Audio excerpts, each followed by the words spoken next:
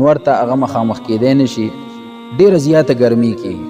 د هغه رونو دپاره ډېره یو بهترینه او زبردسته نسخه هغه وړاندې کومه. بسم الله الرحمن الرحیم.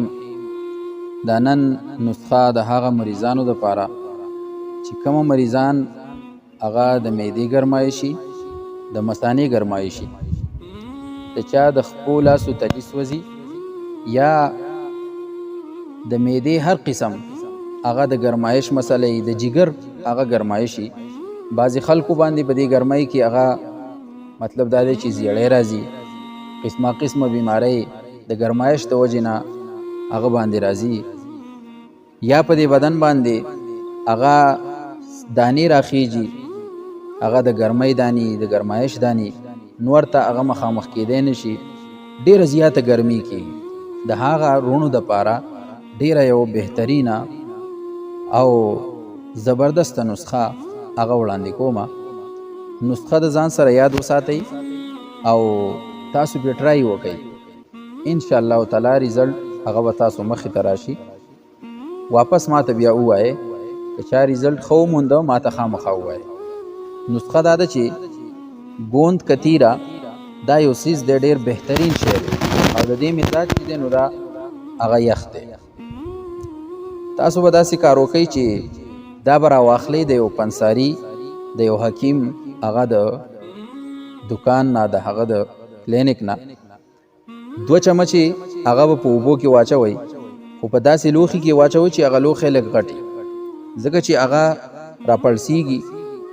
نو چې غټ لوښی لږ نو په هغې کې ښه کولاو مزیدار هغه راوپړسیږي، هغه لوښی 2-3 چنده هغه ډېرېږي، سیوا کېږي. د دې د وجې نه په یو غټ لوښي کې به دا واچوئ، ګوند کتیره. دا یاد ساتئ. تاسو ته به هغه په سکرین باندې د هغې یو پکچر هم هغه ښکاري. دغه نومسیز دی، دا به راواخلئ او بل به راواخلئ 1 پاو هغه ماسته او 1 پاو هغه شوده.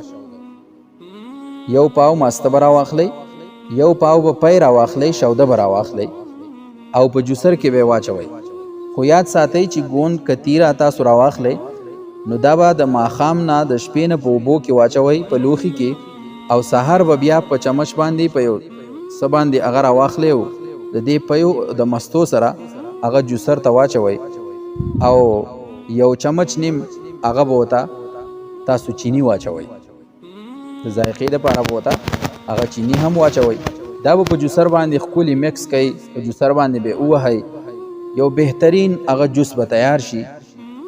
او استعمال د دې څه ټیم دی؟ د سحر د ناشتې نه ګنټه مخکې په نهره باندې د دې نه هغه تاسو دا وڅښئ.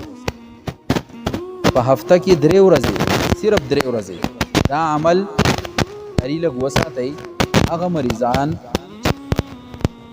د خپو لاسو تلیس وځي، د هغې د معدې مثانې ګرمایشي، یا د جګر ګرمایشي، یا د زیړي شکایت ورته بار بار راځي، د هغه مریضانو دپاره دا یو تحفه ده. او دا ټرای کوئ. انشاءالله تعالی ما ته به دعاګانې کوئ. نو نسخه دا یاد ساتئ. او ضروري خبره پکې دا ده چې هغه مریضان چې د هغې د سینې بیماری یا همیشه په هغې باندې ټوخی، نو دغه مریضان د دا نسخه دا نه استعمالوي، ځکه چې دا هغه د یخه ده ډېره زیاته، نو بیا د سینې تکلیف هغه نور هم سیوا کېږي. یا هغه زنانه چې هغه ماشومانو له هغه تی ورکوي، پی ورکوي، سینه ورکوي، نو هغه زنانه د دا نسخه هغه نه استعمالوي. د ګرمۍ په موسم کې د دې نسخې استعمال چې دی نو هغه د ورځې دی، د شپې به هم دا نسخه تاسو نه استعمالوئ، د ورځې به صرف استعمالوئ چې نوري نو ستاسو به ګرمي نه کېږي. دا ډېره مجربه، ډېره بهترینه نسخه ده. یو قسم جوس شو چې 2 چمچې هغه ګوند کتیره د ماښام نه د شپې نه په اوبو کې واچوئ، په یو لوښي کې، په یو کولاو لوښي کې، او سحر بیا 1 پاو شوده، 1 پاو ماسته دا په جوسر کې واچوئ، او 2 چمچې ورته چینی هم واچوئ، او دا په جوسر باندې ښایسته هغه تاسو حل کوئ، ووهئ، یو جوس تیار کوئ. سحر په نهر باندې د ناشتې نه 1 غنټه مخکې دا نسخه هغه تاسو استعمال کړئ. ان شاء الله د مثانې د جگر او د معدې چې کومه ګرمایش دی دا به الله تعالی ختموي. بل د دې ډېرې فایدې دي، خو هغه نوجوانان چې هغوی ته د احتلام مسله ډېره وي، په هغې باندې بار بار غسل اوړي، نو د هغه نوجوانانو دپاره هم دا ډېره هغه مجربه نسخه ده. بل هغه مریضان چې هغې ته هغه مطلب دا دی چې د مردانه څومره مسایل دي، په هغې کې هم دا نسخه هغه کار کوي، هغې هم دا استعمالولی شي. د چا هغه بعضې خلک داسې دي چې هغې وایي چې یاره متیازې مونږ وکړو او دس مات کړو او دس هم نه وچېږي، یا د منۍ هغه قطریزي، د هغه نوجوانانو بوډاګانو د ټولو دپاره دا نسخه هم بهترینه نسخه ده. مهرباني وکړئ دا ویډیو او دا نسخه دا د نورو ملګرو سره شیر کړئ چې ډېر خلک هغه د دې نه فایده واخلي او ډېرو خلکو ته دا ورسي. د ثواب په دې کار کې تاسو هم هغه حصدار جوړ شئ. زه ستاسو په خدمت کې بهترینې نسخې، بهترینې وظایف هغه راوړم په نیت د دې چې زما هم ثواب وشي او ستاسو هم په هغې باندې هغه ښېګړه وشي، نورو خلکو ته هغه ورسي. ما په خپلو دعاګانو کې یاد ساتئ. السلام علیکم ورحمة الله.